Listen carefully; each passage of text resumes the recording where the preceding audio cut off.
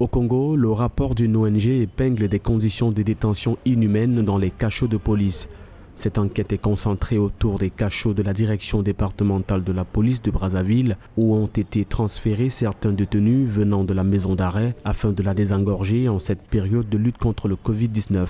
Mais selon le directeur exécutif du Centre d'action pour le développement, les cellules sont dans un état piteux. Pour Trésor Nzila, le gouvernement se doit d'agir au plus vite.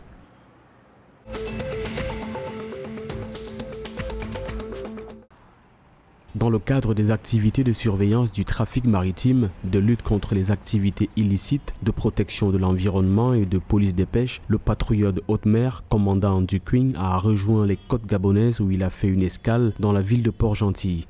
Cette escalade a permis aux équipes françaises et gabonaises des marines nationales d'organiser un exercice conjoint de coopération maritime, une initiative ayant permis d'échanger les savoir-faire entre deux corps impliqués dans la surveillance de leurs eaux territoriales.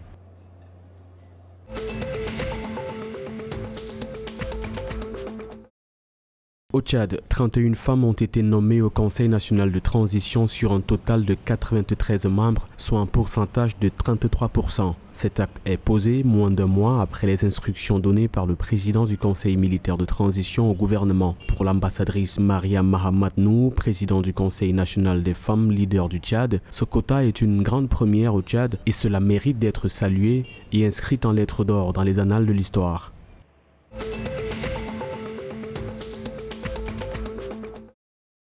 Simencam, premier producteur de matériaux de construction au Cameroun, fait face ces derniers mois à une situation économique difficile liée à la pandémie de Covid.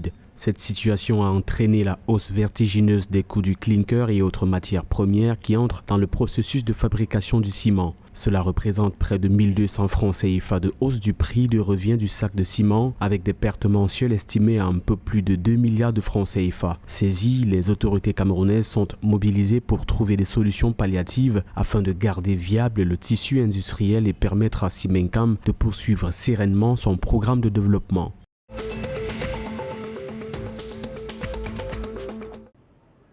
Le président de la République du Congo, Denis Sassou Nguesso, et son homologue du Tchad, Mahamat Idriss Déby Itno, ont lancé dimanche un appel à un dialogue multilatéral constructif dans le cadre de la lutte contre les changements climatiques. Les deux chefs d'État se sont exprimés dans le communiqué final ayant sanctionné la visite de travail et d'amitié effectuée le 25 et 26 septembre à Brazzaville par le président du Conseil militaire de transition du Tchad. S'agissant de la prochaine conférence de Glasgow sur les changements climatiques, COP26, les deux chefs d'État ont appelé à un dialogue multilatéral, constructif et à l'établissement d'une réelle communauté d'action pour maîtriser les effets néfastes du changement climatique.